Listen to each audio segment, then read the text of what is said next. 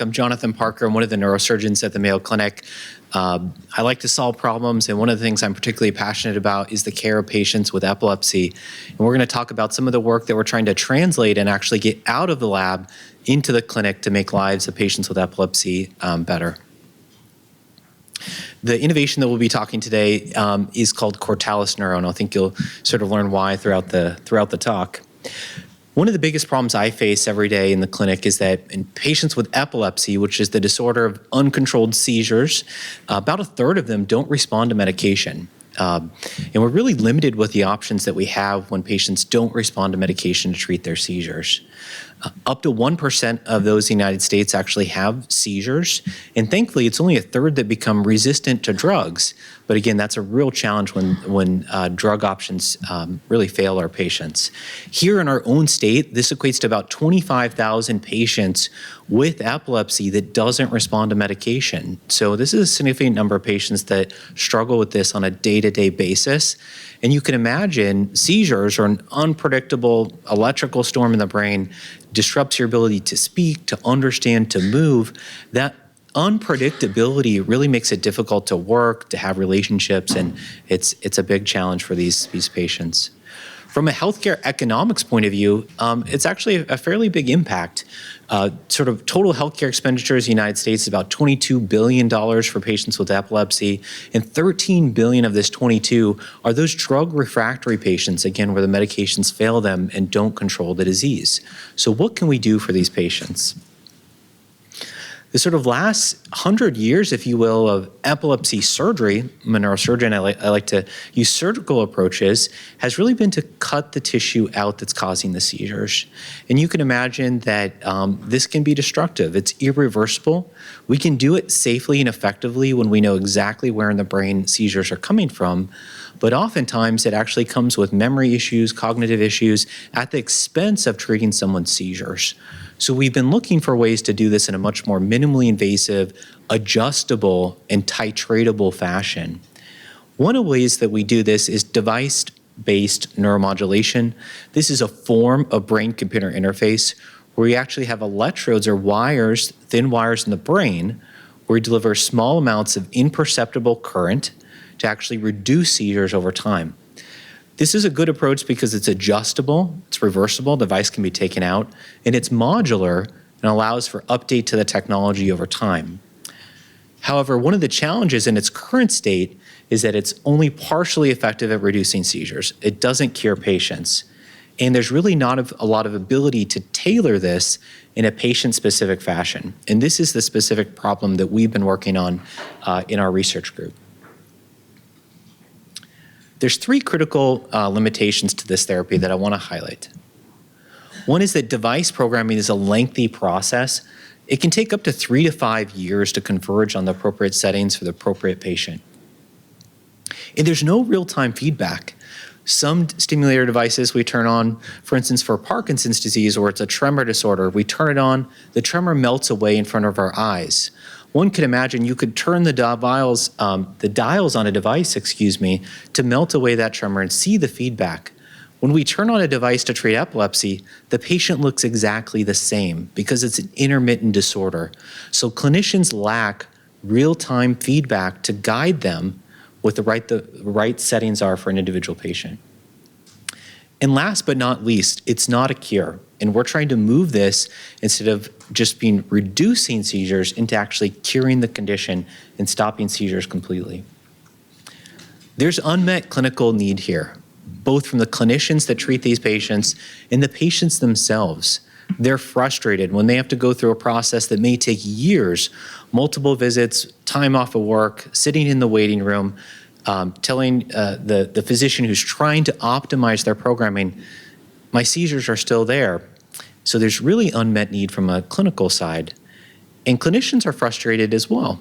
Can we just get to the right settings at the first visit and set my patient off to the best trajectory to suppress seizures? So there's an unmet need here. And really we're being asked for this from our patients, and also my colleagues are in the trenches programming these devices. So we've been coming at this from a scientific fashion for the last 5 years. And what we're trying to understand is how can we stimulate the brain in the short term when a patient's in the clinic, read the brain's response and understand, are we moving the brain towards a seizure state or away from a seizure state? So how we do this is we ping the brain. You can imagine if you have a bucket of water, you tap the side of a bucket of water, you see ripples in the water inside, right? That's the energy that's enforced by tapping the side of the bucket, and the ripples is the response to that energy. Same thing in the brain. We can gently ping the brain with a small amount of electricity, and we can listen to the ripples in the EEG, which is the brain's signal or the brain's language, and understand how is the brain responding to this therapy. So we're in the process of taking this from science and discovery science that's been done at the Mayo Clinic into actually an actionable clinical tool that clinicians can use at the point of care. So Cortalis Neuro is a clinical decision support software under the software as a medical device regulatory pathway that's going to be delivered at the point of care.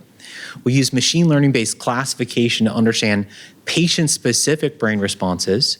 It also talks to and is compatible with existing EEG devices that are out there, other FDA-cleared scalp EEG headsets. And we have proof of concept data of using this approach in over 20 patients with drug-resistant epilepsy. We're currently in the phase of actually building a software prototype and initiating clinical trials at the Mayo Clinic and hopefully at partner institutions across the country later on in 2026 and into 2027. The basic system has three components. One is the software as a medical device component, which is the tablet-based software.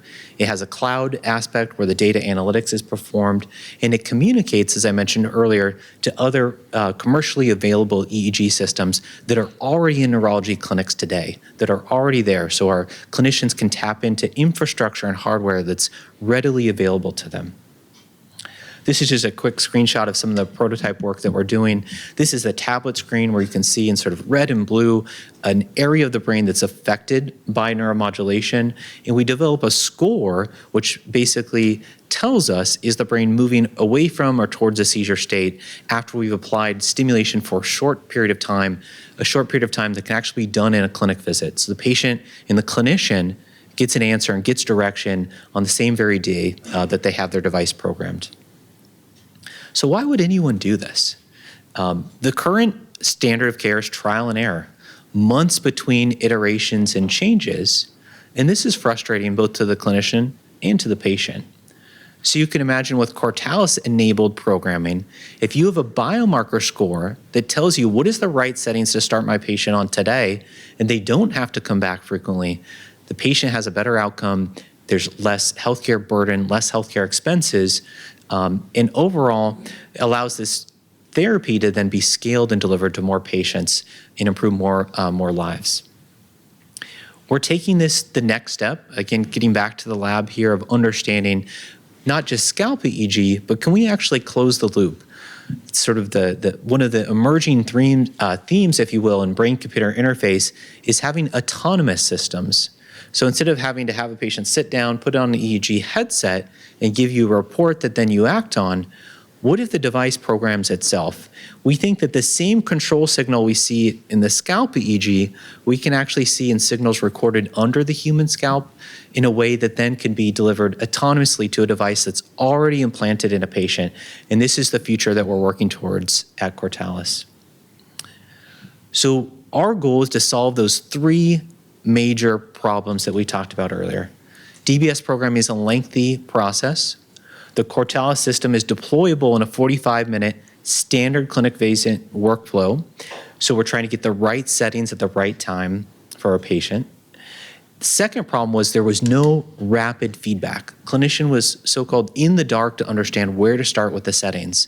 With Cortalis, they actually get a biomarker score to say, these settings are predicted to be the best for this individual patient. And lastly, we believe by having this biomarker score, clinicians will be able to more rapidly converge on settings to completely stop seizures. And we're working towards building the clinical efficacy data to support this approach. This isn't done in a vacuum. There's a lot of smart folks in our group that are leading this work forward. They're incredibly driven, passionate, and energetic to do this work here in Arizona for Arizona patients. here at the Mayo Clinic, and a lot of excitement around Discovery Oasis, as Dr. Lester and Mr. Bopp have pointed out earlier. So thank you very much for your attention. I hope you have a great rest of your day.